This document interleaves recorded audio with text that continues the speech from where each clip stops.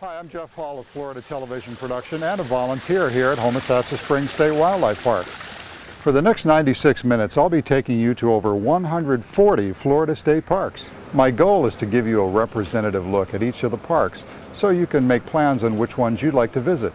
This is a reference video, so have your remote control handy to pause on maps, rewind and fast forward to other parks or sections of the state. If you have a particular area of the state that interests you, just follow the printed guide enclosed with your video to fast forward to that section. Make sure you set your VCR to 0 at the beginning so the counter is fairly accurate. With over 1,300 shots packed into an hour and a half, I recommend you only watch 1 or 2 sections of the video at a time. That translates into about 20 or 30 minutes per sitting. If you have a VCR in your camper or RV, by all means bring this video along with you on your trip. Before you go on the road, I highly recommend getting one of these state park brochures. It has all kinds of great printed information. By the way, Millie here is a volunteer at the park, and you can volunteer at the Florida State Parks too. Millie was born in 1901, so if she can do it, you can do it. She can do it, anybody can do it. About a third of the way through my filming, I discovered this atlas by Delorme. This atlas is very accurate and detailed with each park clearly marked. I've saved dozens of hours of being lost since using this atlas. You can purchase one of these atlases at your local bookstore or by phoning the number below or going to Delorme's website. I hope you find this video useful in planning your next trip to the Florida State Parks. Happy traveling to the real Florida.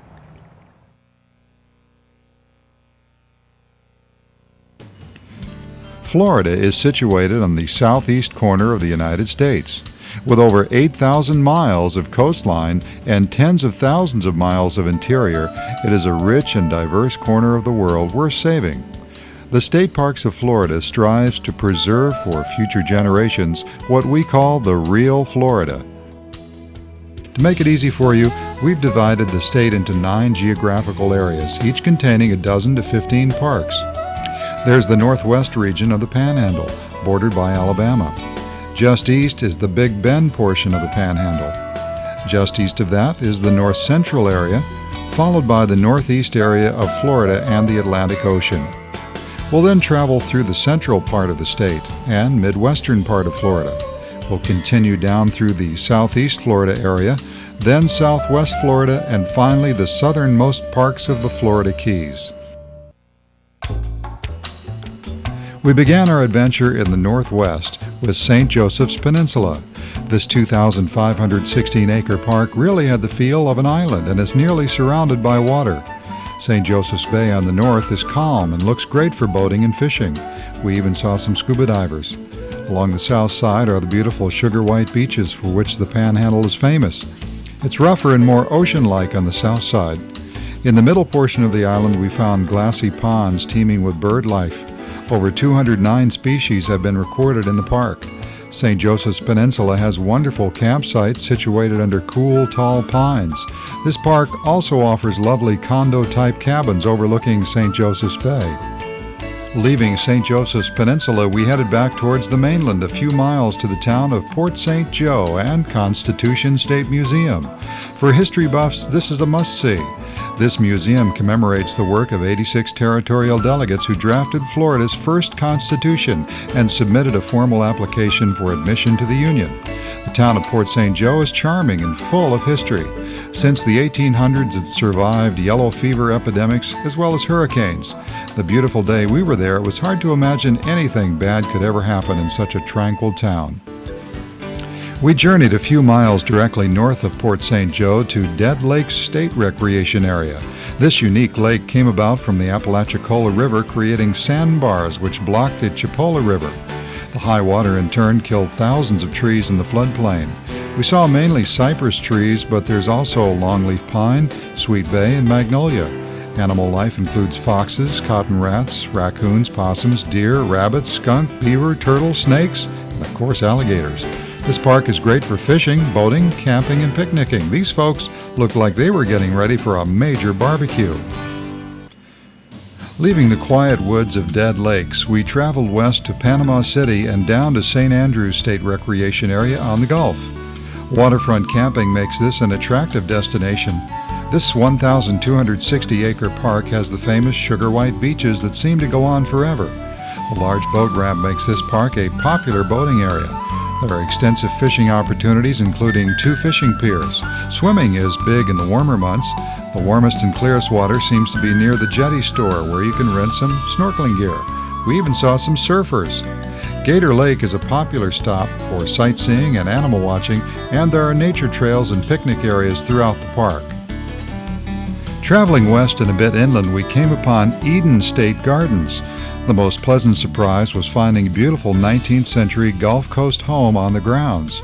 Belonging to an early lumbering family and later to Lois Maxon, it was donated to the state of Florida in 1968. There are astonishing family antiques, including a beautiful set of Louis XV chairs. Our tour guide said it was the largest collection in the state. The home is beautifully decorated from the library to the master bedroom. The grounds, gardens, and picnic area are open daily from 8 a.m. till sundown. The house is open for hourly guided tours Thursdays through Mondays. A short drive back down to the Gulf brought us to Grayton Beach State Recreation Area. This 356-acre park has outstanding sugar beaches. Each park we visit seems to be more lovely than the last. Grayton has a boat ramp as well as canoe rentals and plenty of calm water to use them on. There are nature trails and camping at Grayton Beach as well. We continued west to Henderson Beach State Recreation Area in Destin. This 208-acre park is yet another example of the sugar white beaches and emerald waters of the Gulf Coast. Our weary feet were happy to get a riding tour from the ranger there. He was most helpful in pointing out some of the shorebirds and protected sea turtles nesting in the area. And he also pointed out an abandoned government missile silo from the Cold War days. Boardwalks were conveniently provided for easy access and protection of the fragile sand dunes. There's no camping at Henderson Beach, but bathhouses and picnic areas are available. Traveling north over the bridge spanning the Choctawhatchee Bay is Rocky Bayou State Recreation Area. We arrived late, but were lucky enough to check in and catch up to a friendly ranger. It was great to set up camp for the night and relax a bit. The camping here is restful among tall, mature sand pines. Rocky Bayou is also on the water, so boats can be anchored close by. Fish here would seem to be mostly salt water, since Rocky Bayou is connected to the Choctawhatchee and the Gulf. There are extensive picnicking facilities here, nature trails leading to quiet, still ponds, and this was a very quiet park with the added value of its beautiful location. The next morning, refreshed and rested, we headed west through the town of Walton Beach, through Pensacola, and down to Big Lagoon State Recreation Area. This 678-acre park is right on the shores of Big Lagoon, a calm body of water separated from the Gulf by Perdido Key. The boat ramp with dock provides easy access to Big Lagoon and the Intercoastal. Fishing brings in redfish, bluefish, flounder, and sea trout seasonally. Crabbing and cast netting for mullet is also popular. There are extensive boardwalks throughout the park for hiking, biking, birding, and nature study. Canoe rentals are on Long Pond and Grand Lagoon. The picnic shelters on the water are outstanding. There's a pavilion for larger groups and an amphitheater with kitchen accommodating up to 500 people. There are camping sites at Big Lagoon and swimming at the east end of the park. Heading west, our next stop is Perdido Key State Recreation Area. Perdido Key is a barrier island, which is important for protecting the mainland from harsh storms. It's a 247-acre park of wide, white sandy beaches and rolling sand dunes. Sea oats, besides being beautiful, are an important plant for anchoring the sand and the island itself. As in other areas of the Panhandle, shorebirds and coastal animals find the habitat here to their liking. Perdido Key is yet another wonderful place set aside as a state park for quiet relaxation, fishing, and observing nature. It's also the western border for the state of Florida. My map said we were almost 1,000 miles to Key West, which is the southernmost area of Florida and the contiguous United States. At this point, I was just beginning to realize how large the state of Florida really is.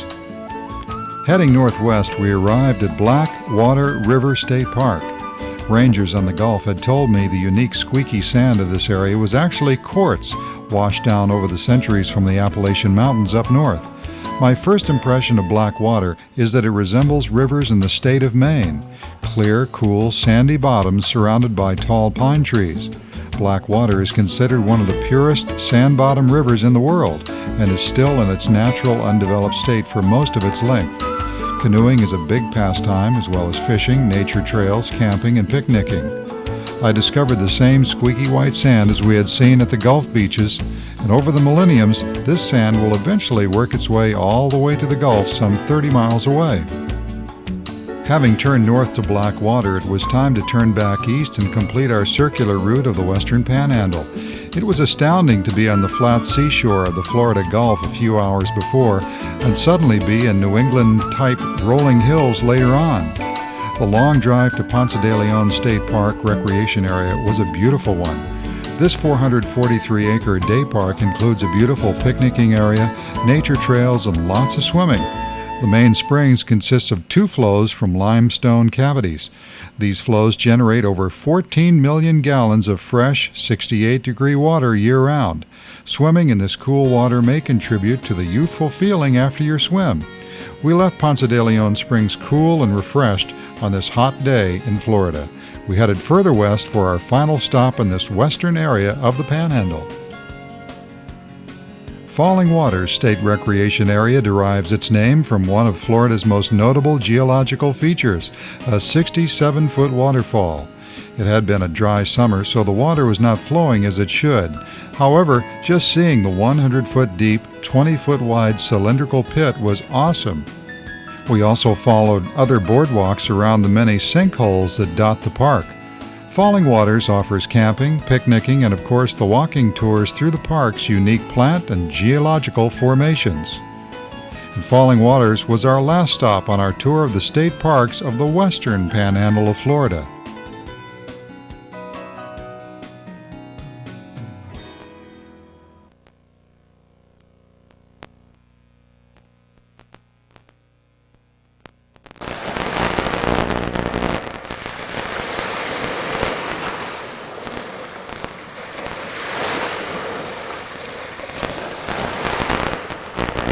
Traveling east along the Florida Panhandle, you'll find the Big Bend area with more beaches on the Gulf Coast and thick woods to the north. One of the most intriguing areas to visit is the Florida Cavern State Park. The park takes its name from the beautiful cavern tour, which offers a dazzling collection of stalactites and stalagmites.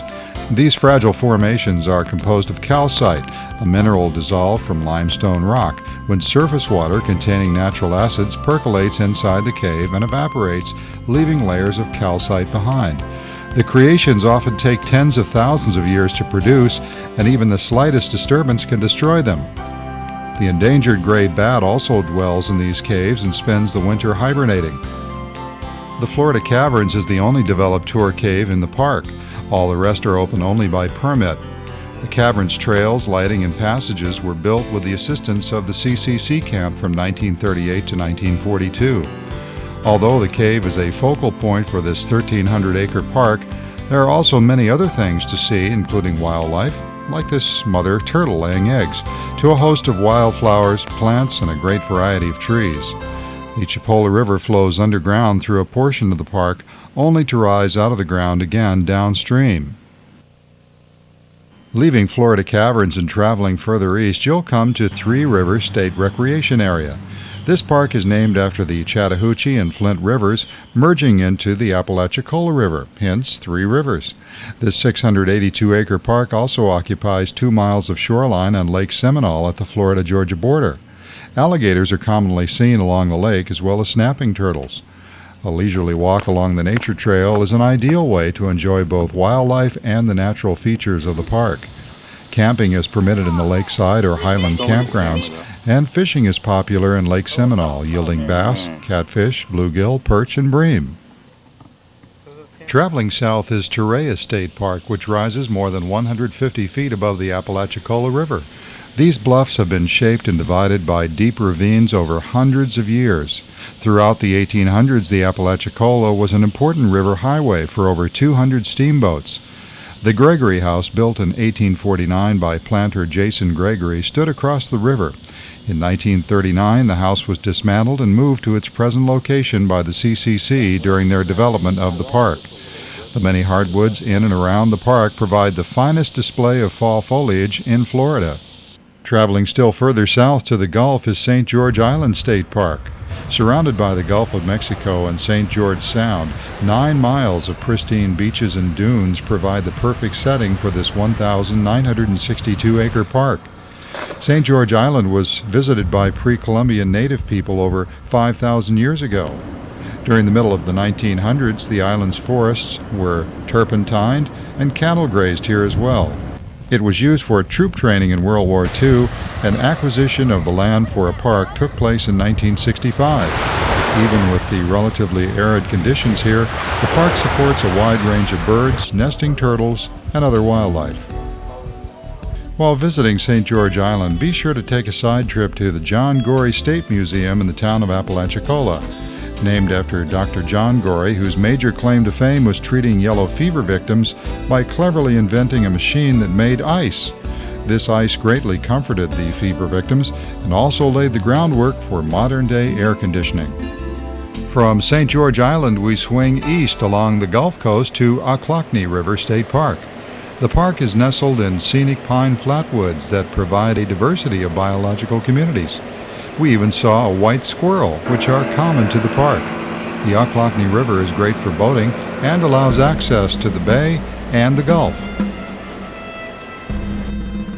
Just east of Ochlockonee is San Marcos de Apalache State Historic Site. Over the past 4 centuries, this site has changed hands several times, beginning in 1528 with the Spanish. Pirates destroyed the fort in about 1682. The Spanish came back in 1718. The English took it over briefly in 1763. In 1787, Spain regained control and then lost it briefly to the English again in 1800.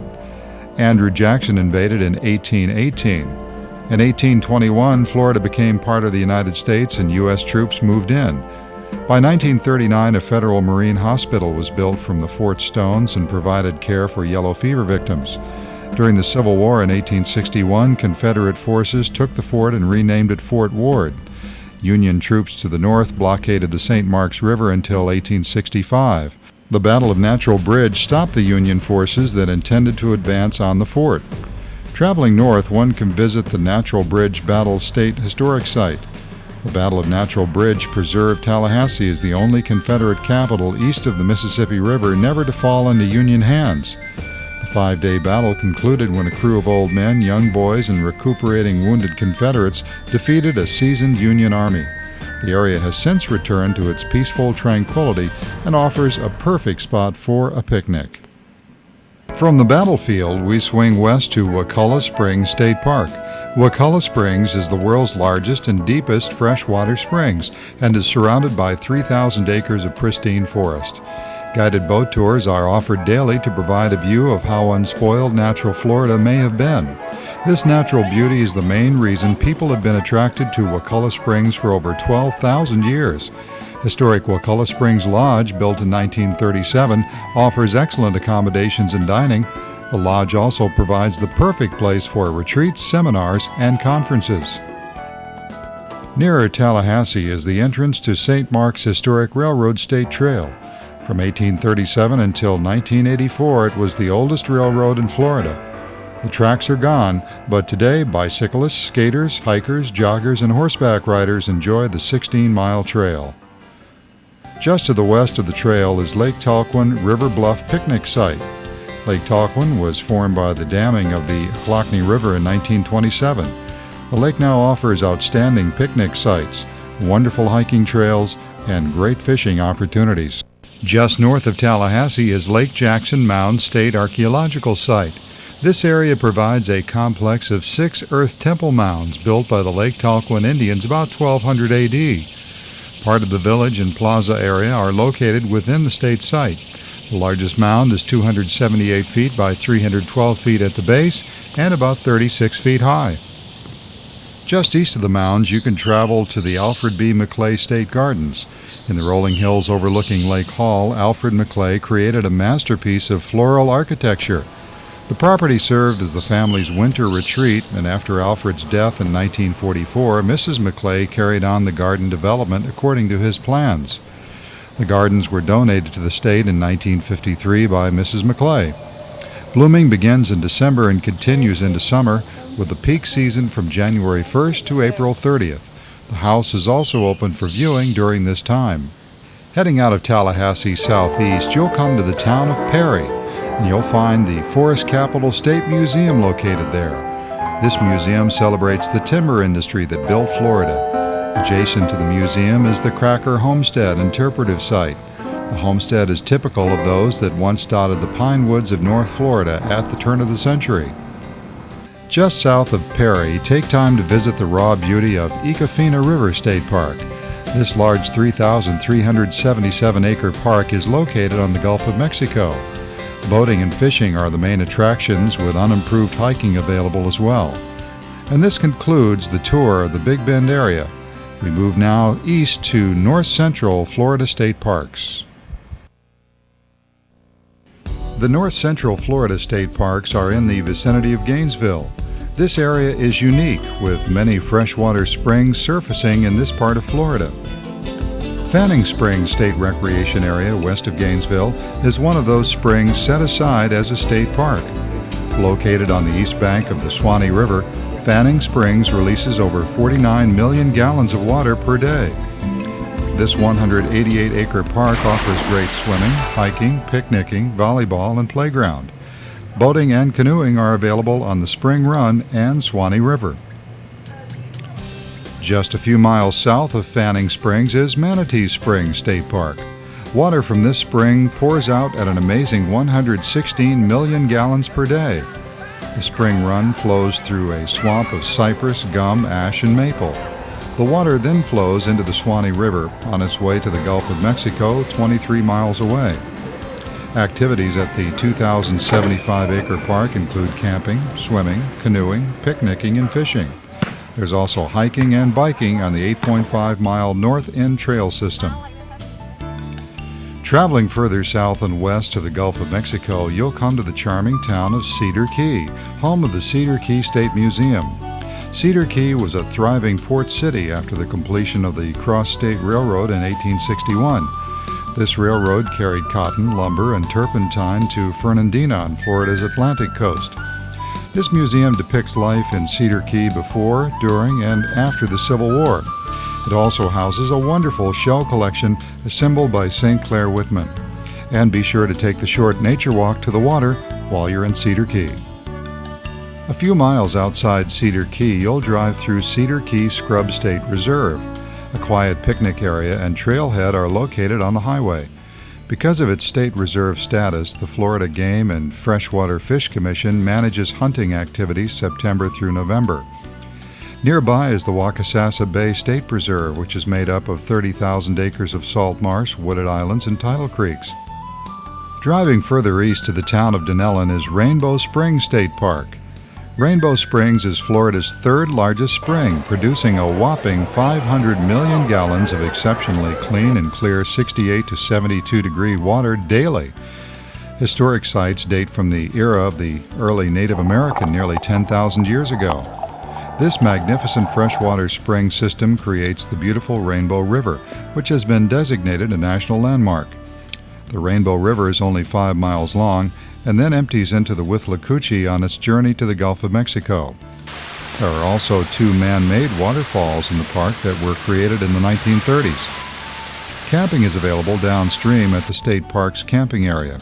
Fishing and tube rentals are available at the campground. While leaving the campsite after a thunderstorm, it was appropriate that we saw a rainbow at Rainbow Springs. Driving further east near the town of Ocala is Silver River State Park. This park is one of the largest acquisitions in the Florida State Park system. The park has more than 2,300 acres containing 14 distinct natural communities, dozens of springs, and miles of beautiful trails. The adjoining Silver Springs attraction houses the headwaters of the Silver River, which flows through the park. The Marion County School District's Silver River Museum, Environmental Education Center, and Pioneer Village are located in the park as well. Turning north towards Gainesville is the home of author Marjorie Kennan Rawlings. You can visit the house where she wrote the Pulitzer Prize-winning novel, The Yearling. In the novel, she writes, "Cross Creek is a bend in a country road by land, and the flowing of the Lochloosa Lake into Orange Lake by water." The house is open to the public for tours, with each tour limited to 10 people. A waiting line is not unusual. For tour days and times, you can contact Marjorie Kennan Rawlings State Historic Site at Cross Creek. Driving further north, you'll come to Paynes Prairie State Preserve. This 21,000-acre preserve is among the most significant natural and historic areas in Florida. In 1774, artist and naturalist William Bartram wrote a detailed description of this area. He called it the Great Alachua Savanna. 20 distinct biological communities provide a rich habitat for a great variety of wildlife. Recreational activities include camping, picnicking, fishing, hiking, and nature study. A boat ramp is available for canoes, kayaks, sailboats, and electric-powered boats. The Visitors Center is open daily with several exhibits and an audio-visual program explaining the natural and cultural history of the preserve. A short distance away is a 50-foot observatory that provides a panoramic view of the marsh and prairie. Running through Paynes Prairie is the Gainesville-Hawthorne State Trail. Formerly a railroad bed constructed in 1852 and running from Fernandina to Cedar Key, the trail is now designed for walking, cycling, and horseback riding. Beginning in Gainesville, the trail stretches 16 miles through Paynes Prairie into the town of Hawthorne. Heading further north and just west of Gainesville is Devil's Millhopper State Geological Site. This huge sinkhole was formed when an underground cavern roof collapsed, creating a bowl-shaped cavity 120 feet deep. Small streams tumble down the steep slopes. The lush growth of plants and cascading streams are similar to those of the Appalachian Mountains. As a significant geological formation, Devil's Millhopper is a national landmark that has been visited since the early 1880s. Driving northwest, you'll come to San Falasco Hammock State Preserve. This 6,500-acre preserve is one of the finest examples of the Climax Mesic hammocks remaining in Florida. In addition to self-guided walks, park rangers offer group hikes and horseback rides into the preserve's interior upon request. Continuing north, the next park in line is Olena State Park and River Rise State Preserve near the town of High Springs. Located on the banks of the Santa Fe River, the park contains many sinkholes, hardwood hammocks, river swamps, and sandhills. A part of the Santa Fe River disappears for almost 3 miles in the park before resurfacing. The park was first developed in the 1930s by the Civilian Conservation Corps. The CCC suspension bridge still spans the river. 18 cabins and dining hall are available for group reservations. Traveling further west is Ichetucknee Springs State Park. A series of springs discharges about 233 million gallons of fresh water per day, creating the Ichetucknee River. The headwaters is a national natural landmark, with the river flowing 6 miles before emptying into the Santa Fe River. Activities include picnicking, snorkeling, canoeing, tubing, swimming, and nature trails. Blue Hole Springs provides open water, cave, and cavern diving to properly certified divers. Continue your drive to the northwest and arrive at Peacock Springs Recreation Area. The park is comprised of 2 major springs, a spring run, and numerous sinks in nearly pristine condition. One of the longest underwater cave systems in the continental United States is also found in the park. About 28,000 feet of passages have been explored and surveyed by cave divers. Activities in the Peacock Springs include swimming, picnicking, and diving for certified divers only. Traveling due north from Peacock Springs, you'll come to Swanee River State Park. Within this park, the scenic Withlacoochee River joins the historic Swanee River. A rustic overlook provides a panoramic view of the rivers and surrounding wooded uplands. A landing for steamboats, which once cruised the river in the area, is there as well. Swanee River State Park is also the site of earthworks built during the Civil War by Confederate troops. Visitors can camp, fish, picnic, canoe, and walk the nature trails of 1,800 acres of sandhill, river swamp, and hardwood hammocks. Traveling east, you'll arrive at the Stephen Foster State Folk Culture Center. Stephen Foster made the Swanee River famous by writing Old Folks Home, also known as the Swanee River Song. He wrote over 200 other songs, including O Susanna, Camptown Racer, My Old Kentucky Home, and many, many more. Constructed in 1957, the Carillon Tower is home to the world's largest tubular bell instrument. The tower rings out Foster's music periodically throughout the day. The museum is a beautiful Southern-style mansion. Inside are housed wonderfully detailed dioramas depicting different scenes from his songs. There are spacious decorated rooms at both ends of the museum. At the craft square, you can watch workers use historic skills to create new things from raw materials. There is a gazebo on the banks of the Swanee and amphitheater. Closer to the park entrance is the White Sulphur Springs. The Indians regarded the sulphur springs as sacred for its curative powers. Leaving the Stephen Foster State Folk Culture Center, we travel east to Olustee Battlefield State Historic Site. This site commemorates Florida's largest Civil War battle. On February 20, 1864, a Union force of 5,500 men marched westward from McClenny. The Confederate line was formed 2.5 miles east of Olustee. The battle lasted about 5 hours with over 2,800 casualties total. A reenactment of the battle is held every February. Interpretive trails, hiking, and picnicking are available at the park. Driving further southeast, you'll come to Goldhead Branch State Park in Keystone Heights. This 2,100-acre park is located on rolling hills in an area known as the Central Ridge of Florida. A deep ravine with springs flowing from its side bisects the area. Marshes, lakes, and scrub provide habitat for a variety of wildlife. You can still see the extraordinary craftsmanship of the CCC during their work in the 1930s. Camping is available. There are several lakefront cabins, and there's swimming at Little Lake Johnson. There's also an extensive nature trail along the Goldhead Branch for hiking. Our final visit in north central Florida is further southeast in the town of Palatka.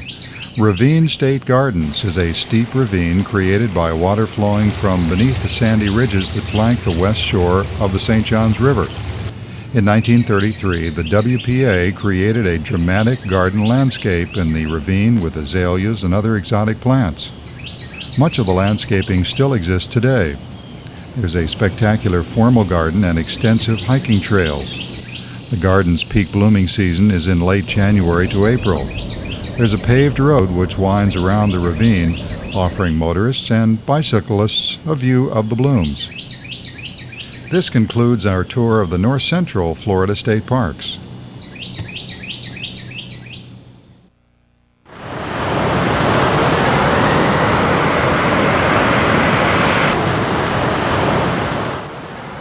The northeast Atlantic coast state parks are located from north of Jacksonville to the area around Daytona. The beaches are wide and the surf is big in this part of the state, and there are many historical places to visit too. Starting at the most northerly park on the Georgia border is Fort Clinch State Park. Occupied by both the Union and Confederate troops during the Civil War, this fort was never completed and became obsolete due to the development of more powerful armament.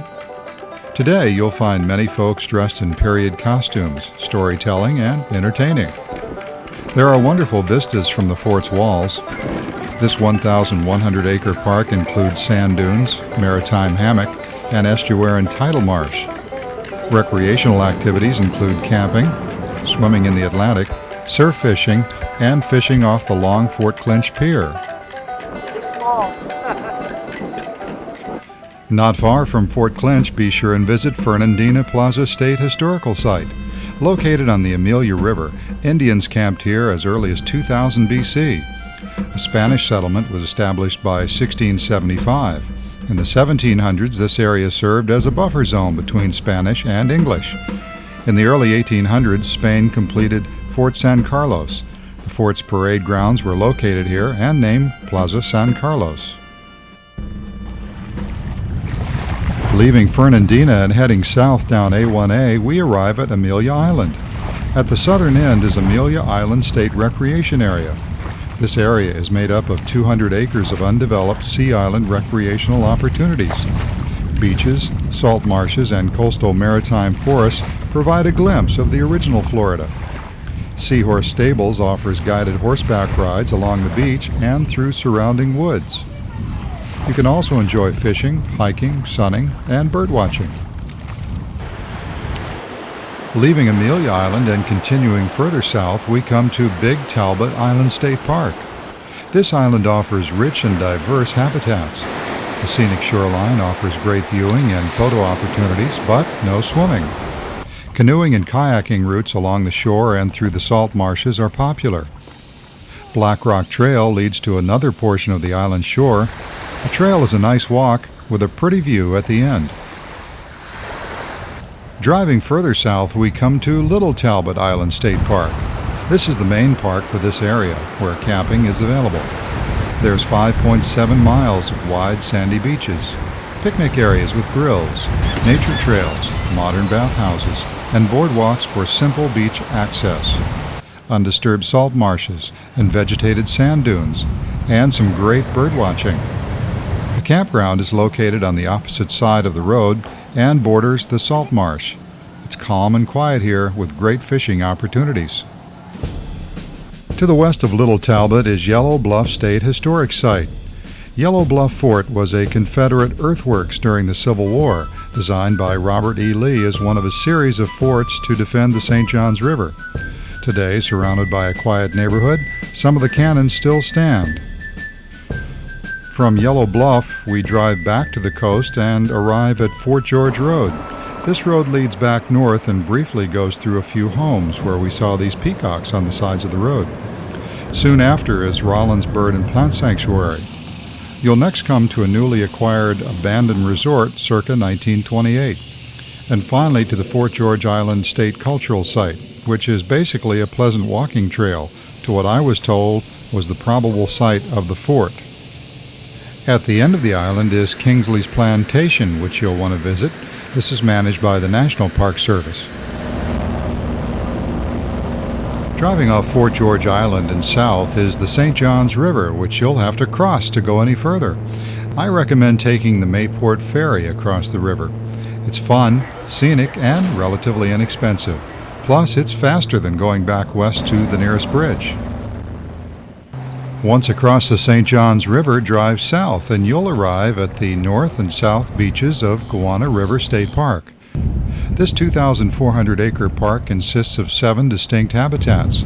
The park is located on a barrier island that is bounded by the Atlantic on the east and on the west by the Tolomato River, which is also the intercoastal waterway.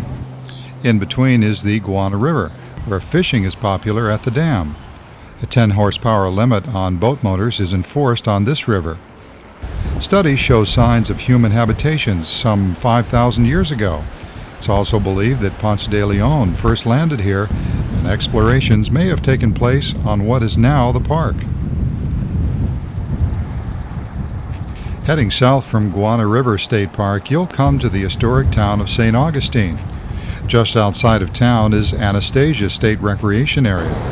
Anastasia has just about everything you'd ever want to do at the ocean. It's one of the few places you can actually drive your vehicle right on the beach and park. On the lagoon side of the park, there is picnicking, sailboard rentals and lessons, fishing, and great bird watching. Nearby is a wonderfully scenic lighthouse to visit as well. Leaving Anastasia State Park and heading south, we come to Favor Dike State Park.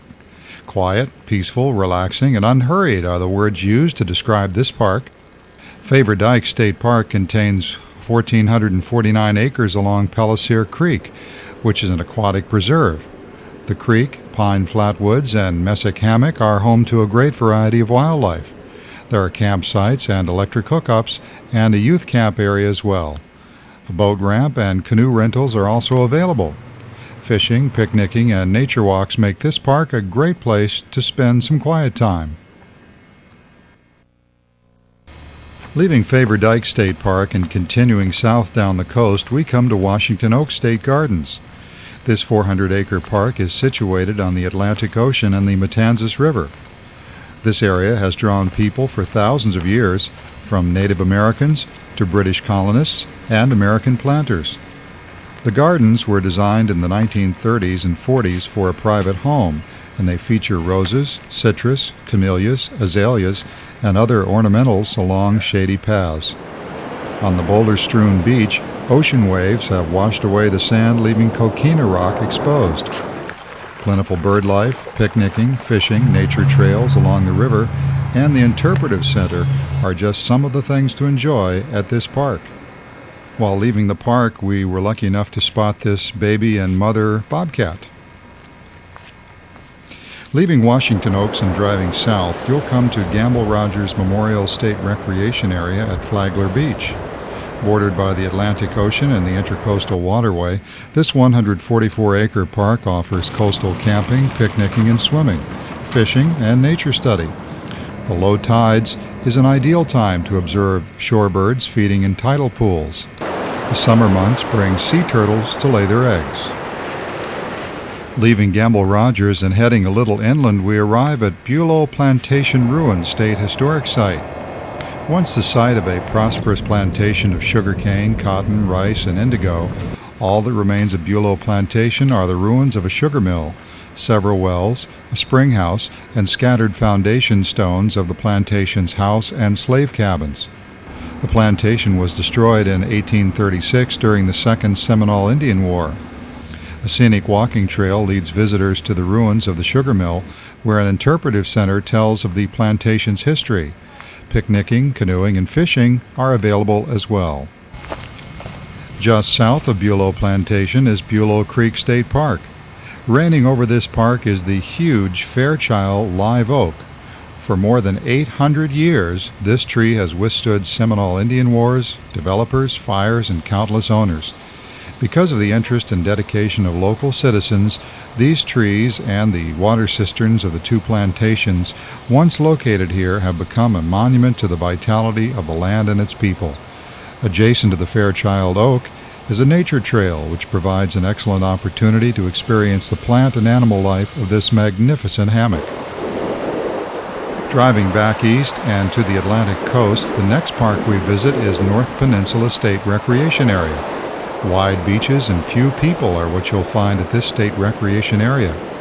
If you like the sound of the ocean and little else, this is the spot for you.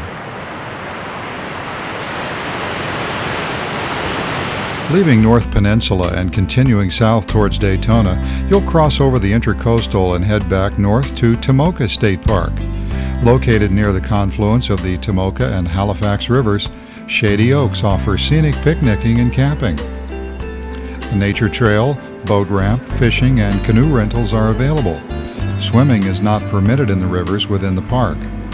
An interpretive center houses artworks by artist Fred Dana Marsh, as well as wildlife displays, artifacts, and exhibits about Florida's history. Marsh also designed a huge relief sculpture which stands at the end of the park. Inspired by a poem by Marie M. Boyd, the relief tells the story of the legend of Chief Tomoki. This concludes our tour of the Northeast Atlantic Florida State Parks. In the next section, we continue south and inland to look at the Central Florida State Parks.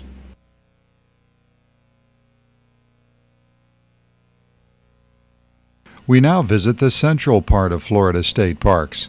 The central area runs from just west of Daytona over to the town of Leesburg, down through Orlando, just east of Lakeland and Bartow, and includes the central area between the coastal cities of Fort Pierce and Sarasota.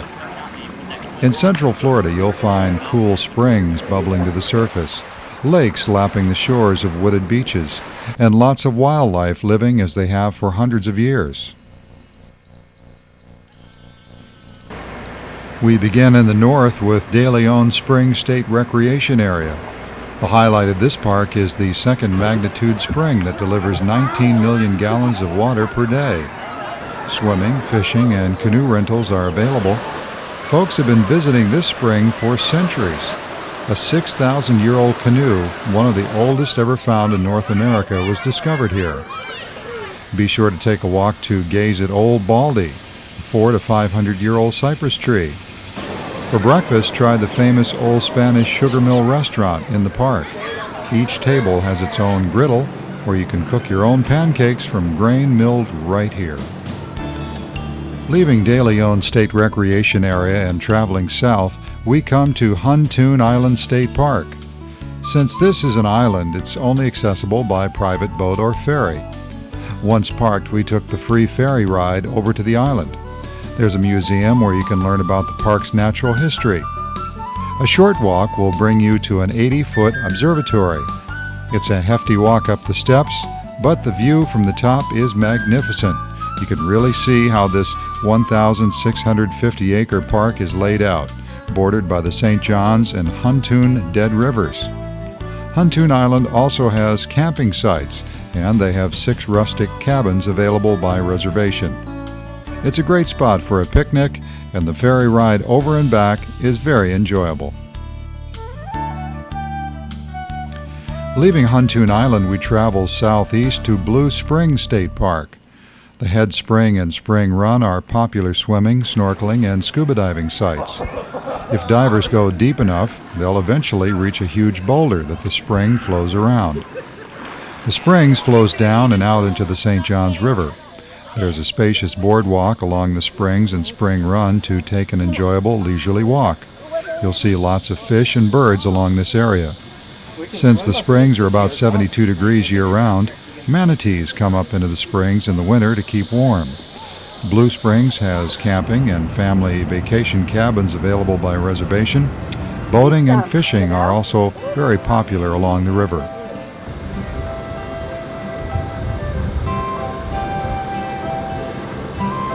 Leaving Blue Spring State Park, it's a short drive south to Lower Wekiva River State Preserve.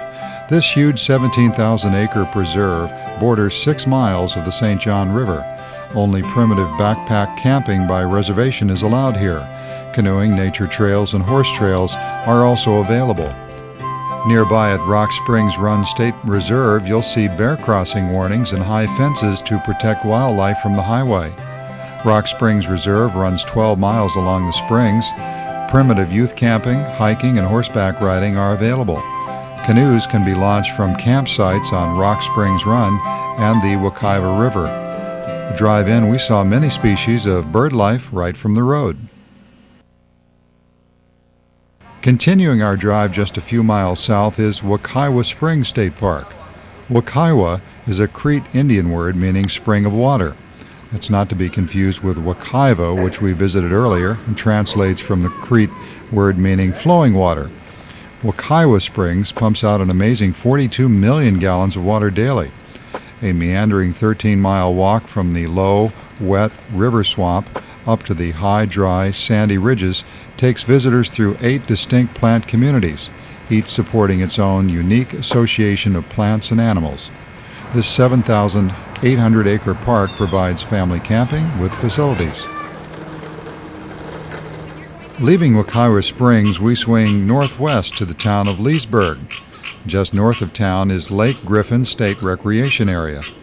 Connected to Lake Griffin by a 1,000-foot canal, I enjoyed a quiet early evening kayak out to the lake. The park also offers some of the area's finest fishing. A boat ramp and canoe rentals are also available. There's a large picnic area, and there are 40 campsites here with water and electricity. Leaving Lake Griffin and traveling south down Highway 441, we come to Lake Louisa State Park. This 4,372-acre state park lies in the shores of Lake Louisa in the northeast corner of the Green Swamp. It is one of 13 lakes in a chain of lakes that has been designated as an outstanding Florida water. The park contains 10 distinct natural communities, and recreational activities include swimming, picnicking, fishing, canoeing, and nature study. Equestrians may bring horses to the park to enjoy several miles of riding trails. To the east of Lake Louisa State Park and east of Orlando is Tosahatchee State Reserve. This 28,000-acre reserve includes 19 miles on the St. John River. A haven for a variety of wildlife, this area can be explored by hiking, primitive backpack camping by permit, and horseback riding and off-road bicycling. Fishing is available, as well as limited hunting with proper permits. Tosahatchee State Reserve is located in the town of Christmas, east of Orlando. South and east of the town of Bartow is Lake Kissimmee State Park. My 7-year-old daughter Kristen and I were on this leg of the journey, and we were greeted at the park entrance by this flock of sandhill cranes. Throughout our stay, we found the park to be teeming with wildlife of every sort. 60 full facility campsites are surrounded by old-growth trees. My daughter here had to try out one of the old oaks for kid climbability. An observatory platform is available for sightseeing, and there's excellent bird watching from here as well. Lake Kissimmee can be seen on the horizon and is accessible by a boat up a long canal. The boat launch area has docking facilities and lots of decks for viewing. There are some rather large alligators here inhabiting this area. Lake Kissimmee State Park also has 13 miles of hiking trails, which are excellent for nature study. South Central Florida is also the heart of frontier cattle country, and the life of early cow hunters is interpreted at the park's living history demonstration of an 1876 cow camp. You'll find this educational, and the kids will love it. The most southerly state park in this central Florida area is Highland Hammock State Park. This 5,040-acre park was acquired and opened to the public in 1931 through the efforts of locals who feared the old-growth hammock would be logged and the land turned into farmland. The Civilian Conservation Corps developed many of the park's facilities, and there is a museum depicting the history of the CCC in Florida. Be sure and take the walk to see the 1,000-year-old oak tree. There's also a wonderful boardwalk through a cypress swamp and a walk through parts of the old-growth hammock as well. Leaving Highland Hammock and traveling northwest, we come to Paynes Creek State Historic Site. To keep the Seminoles from traveling near white settlements on their trade routes to Tampa, a trading post was established along the route. A series of forts was planned on the northern border of the Indian Reservation to protect the white settlers. The Visitor Center at Paynes Creek State Historic Site contains exhibits interpreting the Seminoles and events at the fort and trading post. Picnicking, fishing, and nature study are available, and there is a wonderful self-guided walking trail leading along the creek. There is a bridge crossing to the other side and a trail leading to a memorial site and picnic area. It's a beautiful and relaxing walk, well worth the time. And this concludes our tour of the state parks of Central Florida.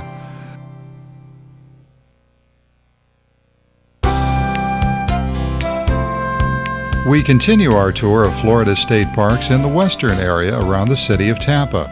We began about 80 miles north of Tampa in the town of Homosassa. At Homosassa Springs State Wildlife Park, start at the Visitor Center on Highway 19 and park your car. You can then board a boat which will take you on a delightful journey to the park entrance. Viewing manatees is an everyday occurrence at Homosassa Springs State Wildlife Park. The park is centered around the main springs feeding the Homosassa River. Here you'll find daily educational programs on manatees, and you'll be able to observe these gentle creatures in a natural setting. You'll also be able to go to an underwater observatory to see thousands of saltwater fish swimming in fresh water. No one really knows why these ocean fish are attracted in such numbers to this freshwater spring. Walkways throughout the park are slowly being converted to raised walkways, which will allow the wetlands to recycle and the plants and animals to be as undisturbed as possible. You'll see birds in natural settings, some of which have been injured in the wild and now live full-time in the park. There are exhibits including black bear, bobcats, otters, panther, and a large area of alligators. There are white-tailed deer and an endangered tiny key deer. Don't miss the Animal Encounter program, which gives you a close-up look and education on snakes, turtles, and other animals native to Florida. Plan on spending the day at this unique park to get the most out of your visit. There's a restaurant and 2 gift shops in the park.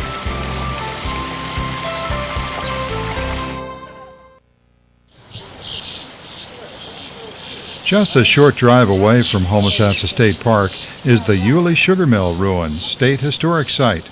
A self-guided tour will lead you around the old sugar mill which was the focus of over 5,000 acres of sugar plantation around the time of the Civil War. A few miles north of Homosassa is the Crystal River State Archaeological Site. This six-mound complex built by the cultural group called Pre-Columbian Mound Builders is considered one of the longest continuously occupied sites in Florida. For 1,600 years, these 14 acres were an imposing prehistoric ceremonial center. Native Americans traveled great distances to bury their dead with ceremony. It's estimated about 7,500 Native Americans visited the complex annually. Traveling east of Crystal River to the town of Inverness, we come to Fort Cooper State Park. Fort Cooper's central point is the lake, which provides picnicking, swimming, fishing, and rental canoes. There are 5 miles of self-guided hiking trails around the park, with a replica of a portion of the old fort built during the Second Seminole War. Every year there is a reenactment of the standoff of Seminoles and troops at this site. While in Inverness, one can enjoy a portion of the Withlacoochee State Trail. This trail was formerly a railroad and purchased by the state in 1989. The trail runs 46 miles from Citrus Springs to just north of Dade City. Hiking, biking, rollerblading, and horseback riding are just some of the ways to enjoy this scenic trail. Leaving Inverness and traveling south, we come to Dade Battlefield State Historic Site. This site marks the battle that began the Second Seminole War. Over 100 troops lost their lives here. The story of this battle is told in the Visitor Center. Majestic oaks grace the grounds, and a self-guided nature trail meanders through longleaf pine flatwoods. A reenactment of the battle is held here annually. While in the vicinity of Dade City, be sure to visit the General James A. Van Fleet State Trail. This 29-mile trail extends from Polk City through Bay Lake to the town of Mabel. Hiking, biking, and horseback riding are allowed, and like other state trails of this sort, no motorized vehicles are permitted. Continuing south, we come to Hillsborough River State Park, about 12 miles north of Tampa. This 3,738-acre park was developed by the Civilian Conservation Corps in the 1930s and provides camping, picnicking, canoeing, fishing, hiking, and swimming. Approximately 8 miles of nature trails allow hikers to wander through hammocks of live oak, sable palms, magnolias, and hickory trees along the Hillsborough River. Fort Foster Historic Site is also located within the park. It is a reconstructed 1837 fort that was manned during the Second Seminole Indian War. Tours of the fort are offered seasonally and upon advanced reservation. Leaving Hillsborough River State Park and traveling south and west into the city of Tampa, we arrive at Ybor City State Museum. In the 1880s, Don Vincent Martinez Ybor came to the frontier near Tampa Bay and turned it into the cigar-making capital of the world. He brought thousands of immigrants to work for him. They brought their skills and culture with them, making Ybor City unique. The museum and restored Cigar Workers House show what life was like during the period between 1886 until the 1930s. Leaving the hustle and bustle of Tampa, we traveled north and west to the Gulf of Mexico. Located just 3 miles off of Tarpon Springs is Anclote Key State Preserve. Accessible only by private boat, this island is the site of an 1887 lighthouse. 6 distinct biological communities provide habitat for dozens of bird species. Anclote Key is an excellent swimming and nature study site. However, due to its remoteness, visitors must plan ahead by bringing all water and supplies and carrying out all litter off the island. Leaving Anclote Key and traveling south by land, we come to Honeymoon Island State Recreation Area. Once called Hog Island, a New York developer renamed it Honeymoon Isle in 1939 and constructed 50 palm thatched huts for use by honeymooners. Today you can enjoy beautiful Gulf beaches, mangrove swamps, and tidal flats. There's swimming, fishing, and picnicking at the park. From Honeymoon Island, you can take a ferry ride over to Caladesi Island State Park. Once a part of Honeymoon Island, a 1921 hurricane cut it in half, and the new southern end was named Caladesi Island. You'll find beautiful beaches, swimming, hiking, and fishing. There's a bathhouse, picnic, and concession area, plus a 99-slip bayside marina. Overnight docking is permitted, but boaters must register before sundown on a first-come, first-served basis. Leaving the St. Petersburg area and continuing south, we go across the majestic Skyway Bridge. This huge bridge is high enough to allow cruise ships to pass underneath. On the south side is the Skyway Bridge State Fishing Pier, which states it's the largest fishing pier in the entire world. Although the fishing is the main attraction here, the pier is a wonderful place for bird watching and great views of the entrance to Tampa Bay. In the vicinity off of the coast is Egmont Key State Park. Like Anklo Key, this island is only accessible by private boat and is well worth the trip. This lovely 380-acre island includes a lighthouse built in 1858 and is still in operation. Now a wildlife refuge, Egmont Key has served as a camp for captured Seminoles during the Third Seminole War and was later a Union Navy base during the Civil War. At the turn of the century, Fort Dade was constructed with some 70 buildings and 300 residents, including electricity, telephones, movie theaters, bowling alley, and tennis courts. The remains of the fort, long deserted, are still evident as you walk about the island. Back on land and continuing south, plan a brief stop at Madeira Bickle Mound State Archaeological Site. Named after the people who bought and donated the site to the state to preserve Native American culture, this ceremonial mound dates to the period before Christ. Plan on a picnic here at the base and a walk to the top. Continuing east, you'll arrive at Gamble Plantation State Historic Site. This preserved mansion depicts life and an economic system that existed before the Civil War. The mansion was the house of Major Robert Gamble and headquarters to a 3,500-acre plantation. It produced sugarcane, molasses, citrus, wild grapes, and olives, which were shipped to New Orleans. The house is furnished in original 19th century style and guided tours are conducted.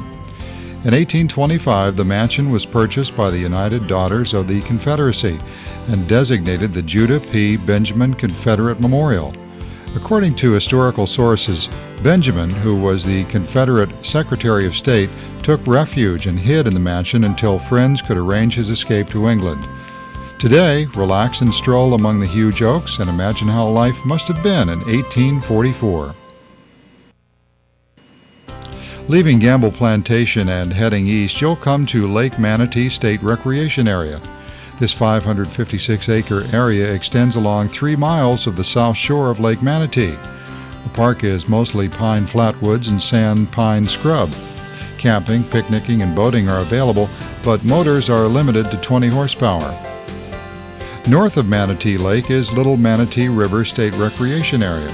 This 2,416-acre park offers camping, canoeing, picnicking, and fishing. Equestrians may bring their horses to the park and enjoy 10 miles of riding trails. There are also equestrian campsites. To the east of Little Manatee River is Alafai River State Recreation Area.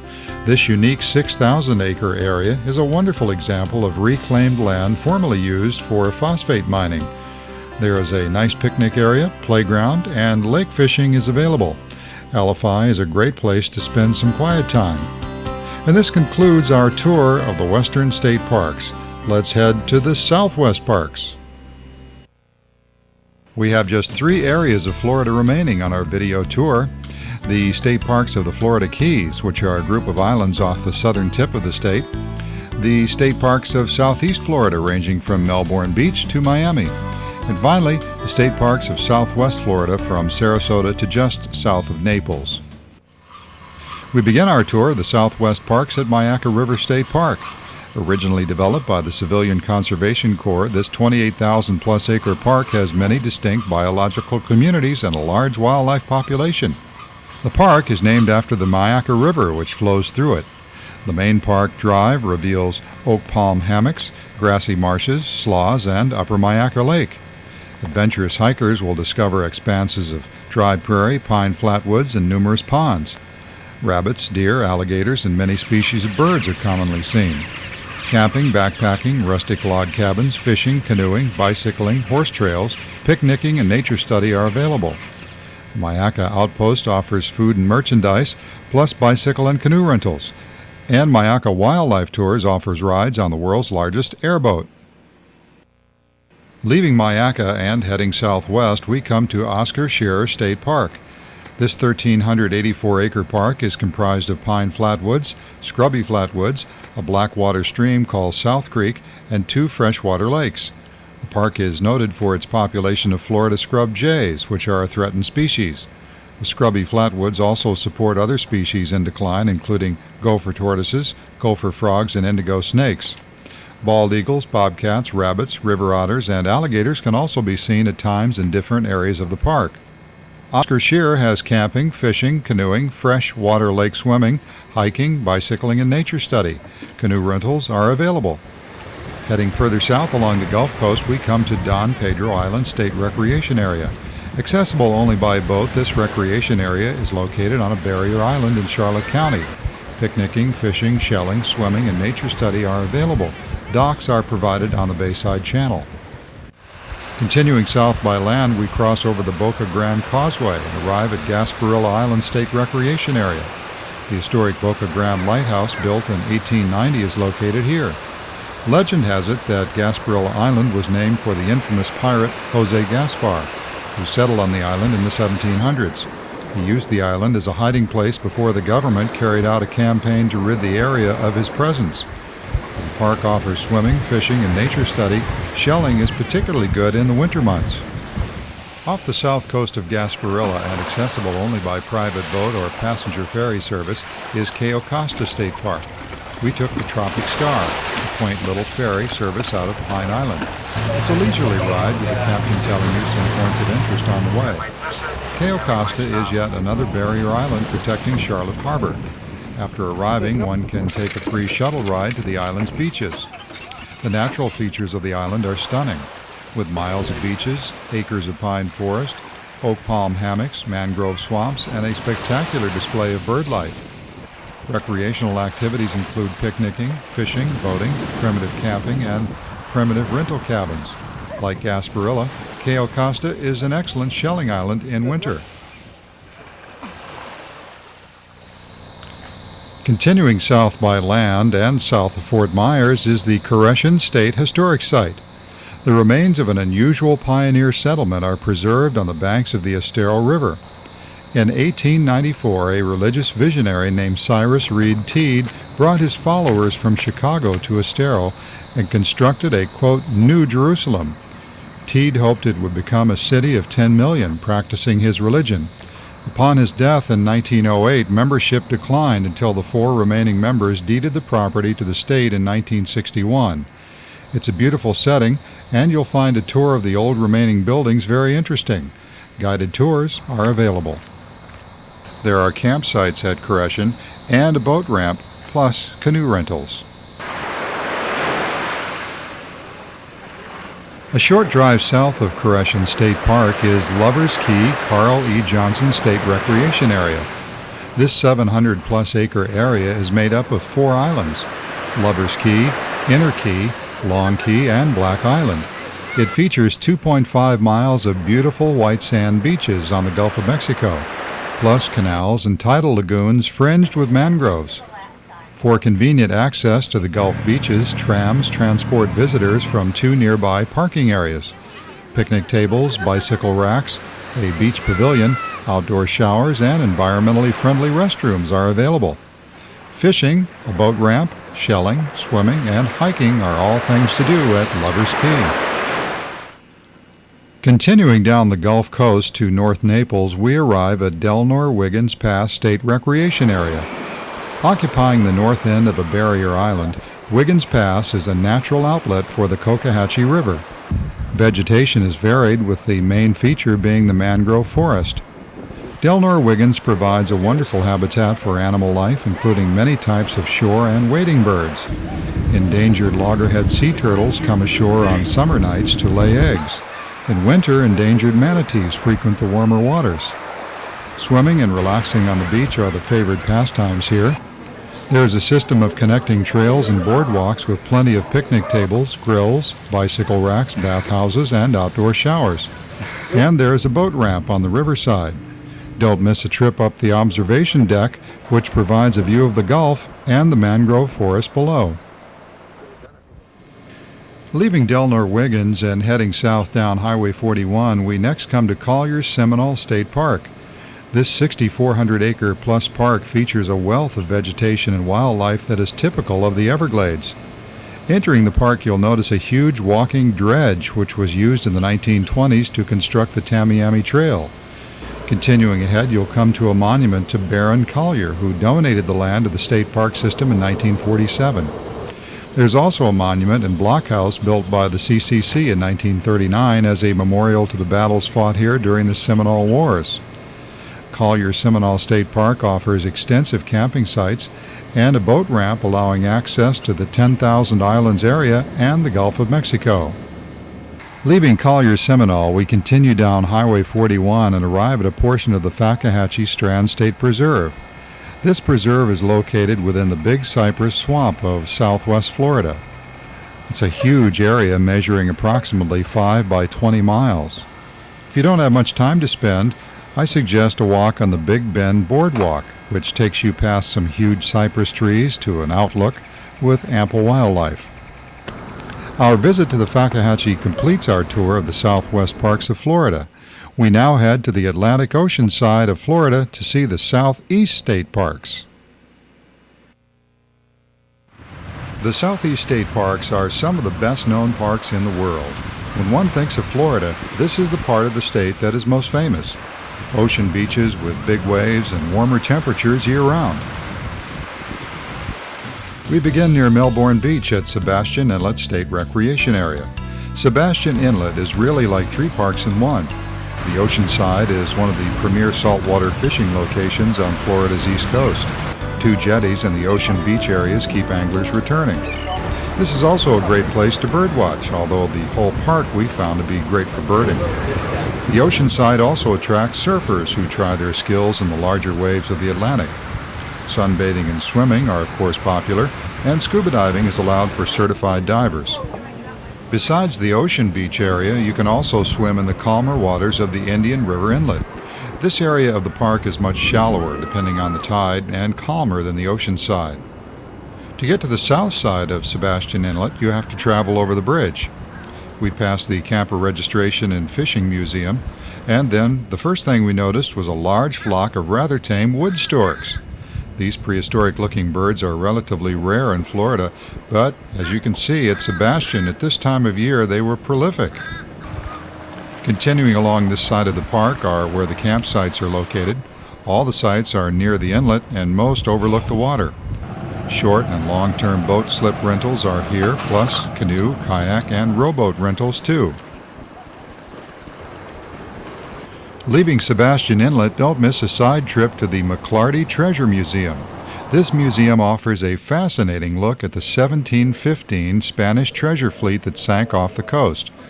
After the ship sank, nearly 1,500 survivors made their way to the beach and lived. Many died of exposure before help came, and millions of dollars in silver, gold, and other treasures was lost. Salvage crews worked the sites in the 1700s to try to recover as much of the treasure as possible. In 1928, one of the wrecks was discovered in water off of Fort Pierce.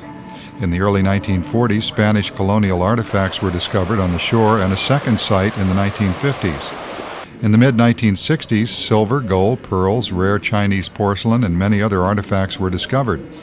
The museum is a testament to these discoveries and worth a leisurely visit. After a walk to the museum's beach overlook, I could only imagine how disastrous it must have been for all those poor souls making their way to shore after losing their ships in the hurricane. Leaving McClarty Museum and traveling south along the coast, be sure to stop to enjoy Avalon Beach State Recreation Area. Due to the beach's remoteness, there are no facilities at Avalon, but the beauty of this raw beach speaks for itself. Leaving Avalon Beach and driving south, you'll come to Jack Island State Preserve. My daughter and I took the Marsh Rabbit Run Trail, which cuts directly across the peninsula. This preserve is teeming with bird life and other little critters hiding amongst the mangroves. We met a young couple trail riding on mountain bikes, which is probably the best way to see the entire island. Later we ran into them at the lookout on the far side of the preserve. Since there are sparse facilities here, it's advised that you bring plenty of water and snacks. Early morning walking is cooler, and the chances of seeing more wildlife are better. Leaving Jack Island, it's less than a 2-mile drive to Fort Pierce Inlet State Recreation Area. This area is named after Lieutenant Colonel Benjamin Pierce, who oversaw the building of a fort here during the Second Seminole War in 1838. Its military history continued during World War II, when it became a training area for 140,000 military personnel leading up to the D-Day invasion. It was also the birthplace of the Navy Frogmen, later known as the Navy SEALs. Dynamite Point in the area earned its name from activities conducted by the Navy underwater demolition teams. Today, you'll find Fort Pierce Inlet a quiet place to relax on the calmer inlet side of the area, or the oceanside beach, which offers swimming, surfing, snorkeling, scuba diving, and picnicking. Taking a walk through the seaside hardwood hammock just off the beach is a cool change of scenery from the sun-drenched beaches. Departing Fort Pierce Inlet and driving south is Savannah State Preserve, which stretches some 10 miles from Fort Pierce to Jensen Beach. This preserve is the largest freshwater marsh system along the southeast coast of Florida. Hiking, biking, horseback riding, fishing, canoeing, and wildlife observation are all things to do at Savannah State Preserve.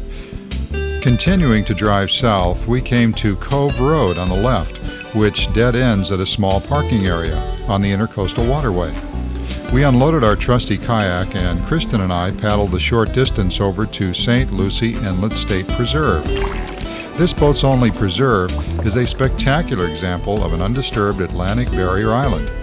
The boat docks located on the Intercoastal Waterway are hefty and can accommodate fairly large boats. Once on land, it's about a 3/4-mile walk to the oceanside beach through mangroves and coastal hammocks. At the end of the path is a magnificent ocean beach. This particular day we had the preserve totally to ourselves, and it was a little eerie having so much beach with no one else around. This pristine and private beach is ideal for nesting turtles, which come here every summer. For more information on St. Lucie Inlet, you can contact Jonathan Dickinson State Park in Hobie Sound. Kayaking back across the Intercoastal and driving a few miles west and south, we come to Sea Branch State Preserve. Open 8 a.m. to sunset daily, this 919-acre preserve is perfect for walking and nature study. The preserve supports a wide variety of wildlife and several protected species of plants. It also borders the Intercoastal Waterway, and you can contact Jonathan Dickinson State Park for more information on Sea Branch. Leaving Sea Branch and driving south on Highway 1, you'll come to Jonathan Dickinson State Park, 12 miles south of Stewart. In 1696, Quaker Jonathan Dickinson's ship wrecked off the coast. His arduous journey north to St. Augustine was described in his journal, which gives great insight into Florida life 300 years ago. You should make it a point to climb up Hobie Mountain and then up the observation tower. You'll get a great view and see for yourself how expansive this 11,500-acre park really is. The scenic Loxahatchee River, which runs through Jonathan Dickinson State Park, is the only river in Florida to have a federal designation of wild and scenic. You can take a river tour on the 44-passenger Loxahatchee Queen. You'll travel to Trapper Nelson's home site of the 1930s and see how he made a living by trapping and living off the land. Jonathan Dickinson has extensive campsites in a couple of different areas of the park. There are also cabins for rent as well. And there's a boat ramp, canoe rental, and plenty of hiking trails to enjoy. Just south of Jonathan Dickinson is John D. MacArthur Beach State Park. The park is made up of 760 acres, some woods and some submerged. The first thing you see after parking is the park's large nature center, which contains exhibits, displays, and video interpreting the Barrier Island's plant and animal communities. After visiting here, you'll want to walk across a beautiful 1,600-foot boardwalk which spans Lake Worth Cove. If you're a bird watcher, you'll definitely want to have your binoculars handy here. Once across the boardwalk, you'll enter a cool and shady coastal hammock. Then over the top and on to a wonderful Atlantic beach. Swimming, fishing, and sunbathing are the things to do here. But snorkeling is popular over rock outcroppings to see the many forms of underwater life offshore. The large shady bathhouse makes a pleasant place to retreat after all that sun and sand. We and future generations owe our thanks to John D. and Catherine MacArthur in generously donating this land to be preserved and enjoyed by the public forever. Leaving John D. MacArthur Beach and traveling south towards Fort Lauderdale is Hugh Taylor Birch State Recreation Area. This startlingly beautiful state park is smack dab in the middle of the city of Fort Lauderdale. The park is a wonderful reminder of what South Florida was like before overdevelopment gobbled it up forever. We can thank Hugh Taylor, a Chicago attorney who settled here in 1893. In 1940, at the age of 90, he built his last home here on 180 acres and called it Terramar, or Land of the Sea. The house and property was donated to the state for future generations to enjoy. Terramar is now the visitor center. There is a pedestrian tunnel under Highway A1A to the ocean beach. The beautiful beach and warm aquamarine water are famous worldwide. There are many trails around the park leading through the woods, and there are picnic sites and a nice playground on the west side of the park overlooking the Intercoastal Waterway. Leaving Hugh Taylor and continuing south, we arrive at John U. Lloyd Beach State Park. John Lloyd was Broward County's attorney for many years and was instrumental in acquiring the first piece of property that later became the park. Surrounded by water on three sides, John Lloyd has a very long and beautiful Atlantic beach on one side. At the north end is Port Everglades Inlet and the jetty, which is paved, lighted, and excellent for fishing. Near the north end there is ample parking, a large shady picnic area with barbecue shelter, and concession stand handy to the ocean beach. You can also rent canoes here. Whiskey Creek runs north to south up the length of the park between the ocean and Intercoastal Waterway. There's a boat ramp here, and we saw many boats parked on the sheltered creek beach. Whiskey Creek also is a great place to canoe and observe the wildlife along the mangroves.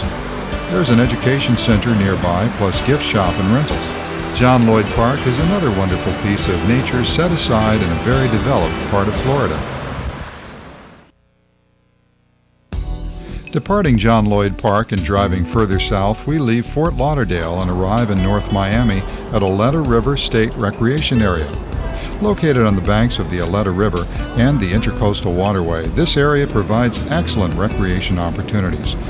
Mangrove forests surrounding aquatic areas offer visitors a chance to see a variety of bird and other wildlife. You may see dolphins and an occasional manatee. Oleta has a nice 1,200-foot beach and saltwater fishing. Biking enthusiasts can enjoy several miles of paved and off-road biking trails. A primitive youth camping area and 14 primitive rental cabins are available by reservation. Leaving Oleta River State Recreation Area and driving south through Miami, we come to historic Coconut Grove and the Barnacle State Historic Site. This site preserves the oldest home in Dade County in its original location. Built in 1891 and overlooking Biscayne Bay, the Barnacle was the home of Commodore Ralph Middleton Monroe, who was a boat designer, architect, and one of Coconut Grove's most known and influential pioneers. The house had been preserved to appear as it would have in the 1920s. Many of the home's furnishings are original to the site. The grounds are stunning, and the expansive lawn leads one's eye down to Biscayne Bay and the dock area. There are picnic tables here, and guided and group tours are available. Leaving Coconut Grove and crossing over the Rickenbacker Bridge to Key Biscayne, we come to Bill Baggs Cape Florida State Recreation Area. Ponce de Leon named the island in 1513. Nearby sandbars and coral reefs made sailing hazardous, and to remedy this, the Cape Florida Lighthouse was completed in 1825. It was destroyed by the Seminole Indians in 1836, and a second tower completed in 1846 still stands. As you can see, it is a stunning lighthouse and adds a great beauty to the park.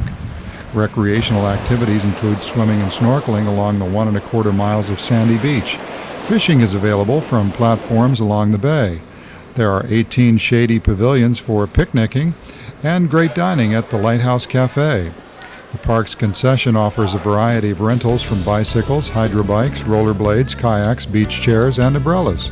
Overnight boat camping and guided tours of the lighthouse and keeper's quarters can be arranged. Our visit to Key Biscayne finishes the state parks of Southeast Florida. Although technically Key Biscayne is the first of the Florida Keys, we next travel south and visit the remainder of the state parks of Florida in the Keys. The Florida Keys are a group of islands off the southern tip of the state that stretch from Miami to within 90 miles of Cuba. There are over 400 keys in all, but the most famous are the 34 islands connected by one road and a series of 42 bridges. There are mile markers starting with mile marker 126 just off the mainland and ending in Key West with mile marker number 1. The islands are bordered offshore by a huge system of coral reefs. These reefs attract thousands of divers and snorkelers each year. The first stop we made was at John Pennekamp Coral Reef State Park at mile marker 102.5. Pennekamp is the first undersea park in the United States. It was named after a Miami newspaper editor whose efforts contributed to the establishment of the Everglades National Park and the preservation of what would become later John Pennekamp Coral Reef State Park. The uplands of the park cover over 2,300 acres and are home to many rare and endangered plants. Cannon Beach is a great place to swim and snorkel, and it's close to the main concession area, where glass-bottom boat trips and snorkel tours can be arranged. One can get a good vantage point by going up the observation tower. From here you can see the marina, the mangroves, and some of Largo Sound. You can rent canoes and kayaks to explore the mangroves around the islands. There's also Far Beach, which has its own parking area and seemed to us to be a little more secluded than Cannon Beach. Just below the observatory is the glass-bottom boat tour departure point. This is a great way for anyone to see the reefs without getting wet. The boat takes you through the main channel bordered by mangroves. This is an excellent place to see wildlife. Once outside the channel, it's a few miles out to the reef. These reefs occur only in shallow oceans having warm, clear waters. Like the rainforest, the coral reef community is extremely diverse. Living among the corals are sponges, shrimp, crabs, turtles, lobster, and nearly 600 species of fish. Touching or standing on the coral may kill them and is strictly prohibited. The more adventurous can take a snorkeling trip out to the reef where you can stay on the surface and look down on the underwater world. There's also scuba diving trips that allow you to be eyeball to eyeball with the living creatures. You can also get certified as a scuba diver right at the park. Another way to enjoy the water is a relaxing sailboat tour. John Pennekamp has a nice camping area with full facilities. While staying at John Pennekamp, you'll want to take a side trip north to Key Largo Hammock State Botanical Site. This 2,000-plus acre site comprises one of the largest tracts of tropical West Indian hardwood hammocks in the United States. Key Largo Hammock is home to 84 species of protected plants and animals, including wild cotton, mahogany mistletoe, and the American crocodile. There are 6 miles of trails favored by birdwatchers and students of tropical flora. Most of the trails are paved, which makes them accessible for bikes and the handicapped. Contact John Pennekamp for details on ranger-led interpretive walks along the trail. Leaving Key Largo and traveling south to mile marker 85.5, we arrive at Windley Key Fossil Reef State Geological Site. Windley Key is the highest chain of islands formed of Key Largo limestone. As the Pamlico Sea subsided about 25,000 years ago, the ancient coral was exposed to form the Florida Keys. A tract known as Windley Key was sold by the Russell family to the Florida East Coast Railway in 1908. The Keys quarries were used to supply rock in the construction of Flagler's Overseas Railroad. After the completion of the railroad in 1912, the quarry was used to supply decorative building stone, like is seen here on the Visitors Center building. This geological site is a world-renowned formation dating from 125,000 years ago. Its modern counterparts still flourish just offshore. Windley Key has been visited by countless scientists from around the world. Departing Windley Key and driving further south down to mile marker 84.5 is Robbie's. Robbie's is the official Florida State Park tour provider for boat trips to Lignum Vitae State Botanical Site and Indian Key State Historic Site. Robbie's is privately owned and is famous for letting you hand feed the tarpon cruising the dock area. My son Nate found out it's an exciting thing to do, but watch out, tarpon can provide a nasty bite. Once in the parks, feeding animals is strictly prohibited. For divers with an interest in history, there is also an underwater shipwreck site to explore called San Pedro Underwater Archaeological Preserve, about a mile off of Indian Key. We opted to rent a small motorboat from Robbie's and explore on our own. This 287-ton Dutch ship grounded in 1733 during a hurricane. It was carrying 16,000 pesos of silver, plus fine Chinese porcelain bound for Europe. Most of the treasure was recovered in the 1700s, but the wreck was rediscovered in the 1960s and silver and cannons were found. On my 3 separate trips to San Pedro, I found the visibility less than dependable.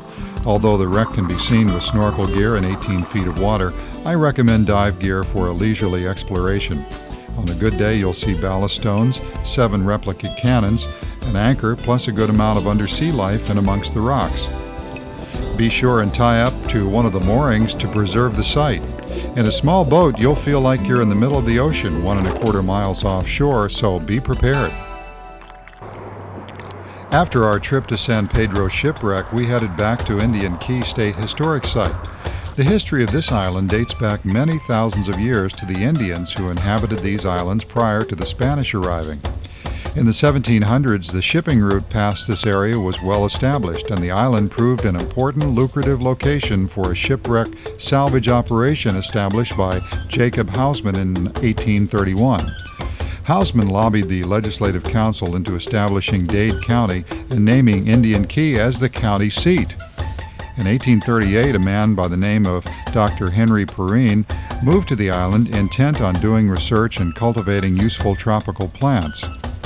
2 years later, on August 7, 1840, a band of 100 Indians attacked the island. Most of the inhabitants escaped, with some being killed as they fled. Dr. Perrine hid his family under his house and tried to negotiate with the Indians, but was killed in the process. All the buildings except one were burned in the attack. Afterwards, owner Jacob Hausman sold Indian Key. He traveled to Key West, where he served as a crewman aboard a wrecking vessel. Tragically, this pioneer businessman was crushed to death between 2 vessels during rough weather. Today on Indian Key, Dr. Perrine's plants still live on and grow amongst the ruins of the once mighty little shipwreck community. We left Indian Key, and then my son Nate and I traveled around Indian Key in our Robbie's rent-a-boat, passed under the bridge and over to the Lignum Vitae Key State Botanical Site. This 280-acre island was acquired by wealthy chemist William Matheson in 1919. The Matheson House serves as the site's visitor center and offers a glimpse of what life was like back in the early 20th century in the Keys.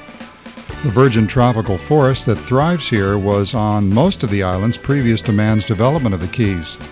The site supports many trees that are typical to the tropical forests, including mastic, gumbo limbo, Jamaica dogwood, poisonwood, and of course Lignum Vitae, which is an extremely strong wood, much sought after for use on various parts of old sailing ships.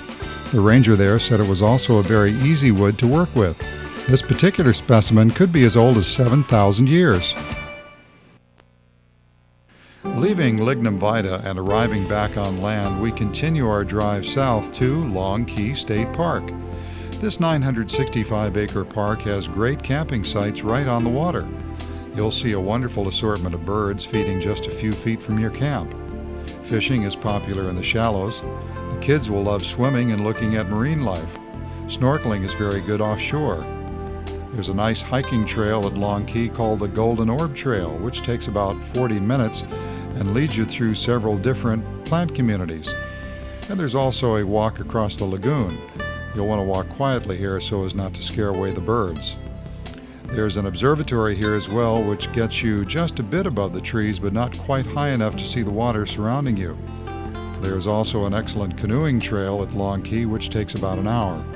The park rents canoes if you don't have your own. You'll enjoy Long Key if what you're after is a quiet campsite on the water with the sounds of a sea breeze to lull you to sleep at night. Leaving Long Key State Park and driving further west to mile marker 56.2 is Curry Hammock. This is a day park with nice restrooms, benches, and picnic tables. The waterfront area is rocky and offers an outstanding view of the water. There are clearly marked signs now on the main road, so you shouldn't have any problem finding Curry Hammock. Be sure and pull into Curry Hammock and park the car. It's worth a visit for its unspoiled beauty. Leaving Curry Hammock, we continue our cruise by car down the Keys to Bahia Honda State Park between mile marker 36 and 37. There are great beaches here on both the Florida Bay and the Atlantic Ocean side. It seemed to me you could literally walk miles on the oceanside beaches. There are 48 campsites on the bay side, some on the water and some very near the water. We saw boats anchored right in front of their sites. There's a very nice double boat ramp with nearby boat rentals plus marina here. Calusa Beach is on the bay side as well.